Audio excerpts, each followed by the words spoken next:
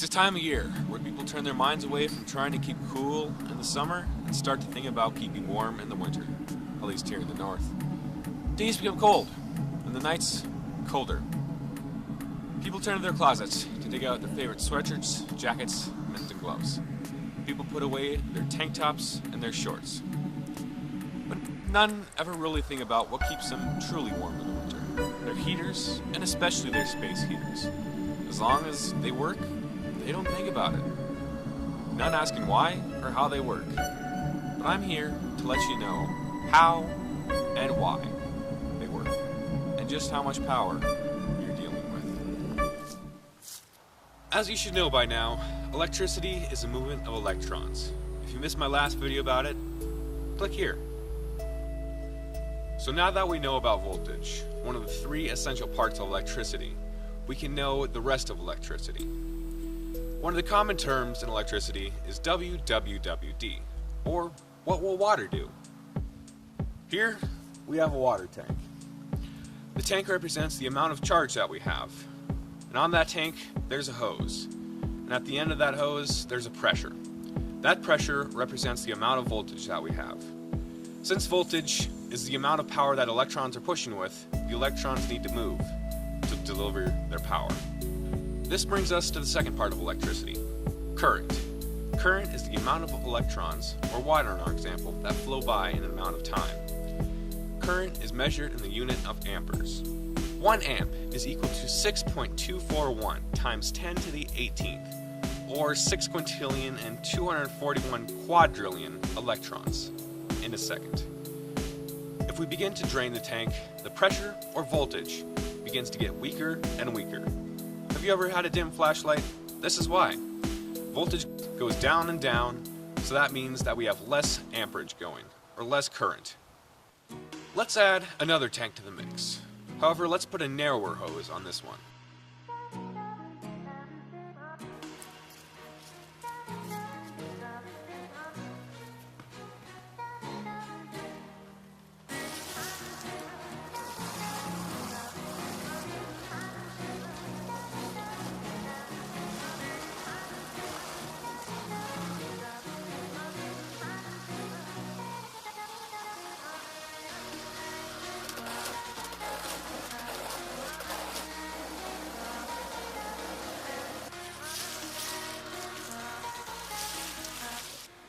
The tanks are filled to about the same.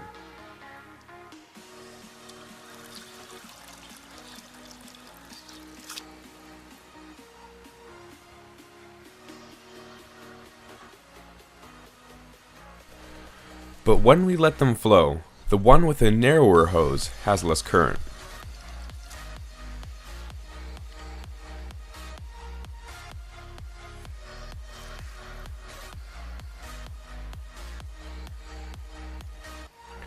If we want to increase the amount of current, we have to add more pressure or more water.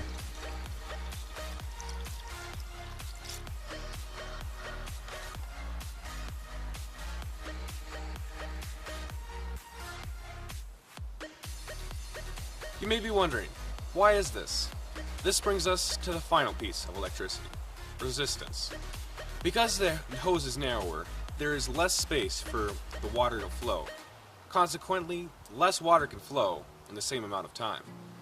Now with electricity, it's extremely similar. The current with higher resistance will have less flow.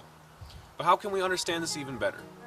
A man by the name of George Ohm asked this question. You may be thinking, is he responsible for Ohm's law? That he is. He came up with the unit of resistance known as the ohm. It seems scary. However, it's just when electricity will push with 1 volt and flow with 1 amp of current. This unit is represented by the Greek letter omega. So next time you see it, don't freak out. It's just resistance. To make it easier to work with, he came up with the formula V equals I times R. And it's called Ohm's law. Yes, obviously named after himself. So what this formula means is that amperage multiplied by resistance is equal to the amount of voltage that we have. So let's say we have 1 amp of current and 1 ohm of resistance. How much voltage will we have? Since 1 times 1 is equal to 1, we'd have 1 volt of push. Now let's say we have 0.5 amps of current and 1 ohm of resistance. Since 0.5 times 1 is equal to 0.5, we would have 0.5 volts of push. But what if we don't know the amperage? We can fix that using algebra. We can use algebra to get the formula that we need. Algebra says that if we do one thing to one side and the same thing to the other side, the equation is still valid. So using this, we need to ask, what is the opposite of multiplication? That would be division. Since the multiplication and division cancel out, we are left with V divided by R is equal to I. So when we have voltage and resistance, we can find the current. So let's say that we have 2 volts of push and 0.5 ohms of resistance. Since 2 divided by 0.5 is equal to 4, we would have 4 amps of current. But this whole time, we've just been talking about examples. Let's take this to actual electronics. So here, we have an LED and a 9-volt battery. Now, since I've never done this before, I'm going to be careful. So if we connect the two... Oh, that was anticlimactic. The thing about LEDs is that they can only take so much amperage. They can only take 20 milliamps of amperage. And the recommended amount is 18 milliamps. But since we have a 9-volt battery, it's and no resistance, we're delivering the full amount of amperage that we can. Since it's no resistance, we would technically be having an infinite amount of power going through, but since the wires are slightly resistant, we are unable to divide by 0, which is good. Divided by 0 is bad. So we just hooked up 9 amps to a 18 milliamp LED, so it's dead. To figure out the resistance that we need to switch our formula around. So we would get R is equal to V divided by I. So what this says is that voltage divided by amperage is equal to the amount of resistance. So we know we have 9 volts of push and 18 milliamps of amperage. So what we would get is 500 ohms of resistance. What we would need is a resistance of 500 ohms or greater, because resistors are only incremental. So let's try this out. But wait, does it matter which side the resistor is on? Does it matter if the electrons flow through the LED first and then the resistor? Short answer, no.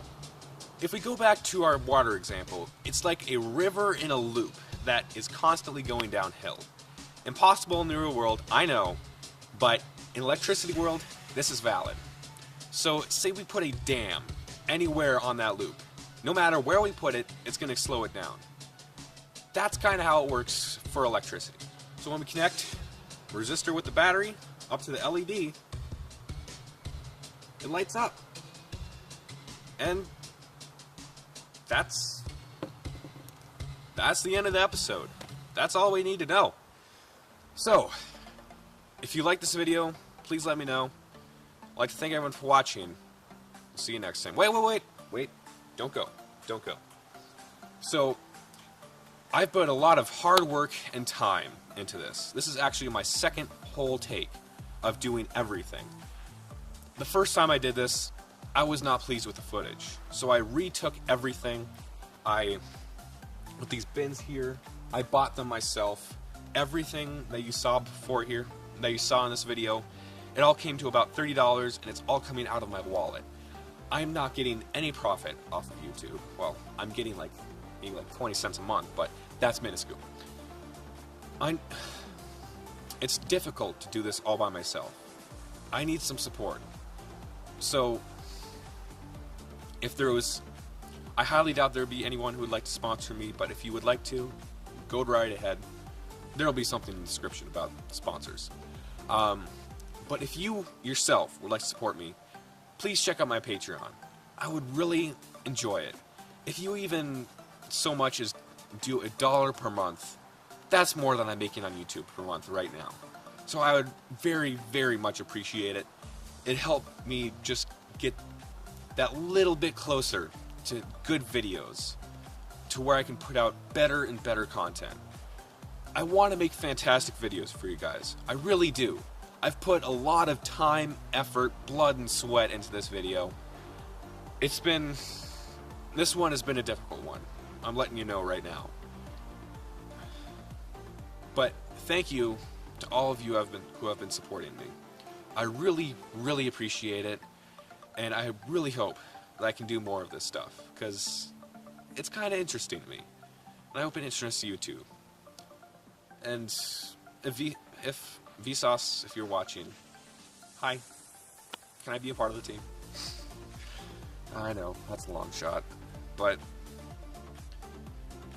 if you'd like to support me, even without donating money, please consider to like or subscribe to the video. I don't know how you could subscribe to the video, but it just helped me get this video more noticed and the good content on my channel instead of all the bad content, because that seems to get all the views. I don't know why. But if you'd like to support me, thank you so much. That's it. I'd like to thank everyone for watching. I'll see you next time.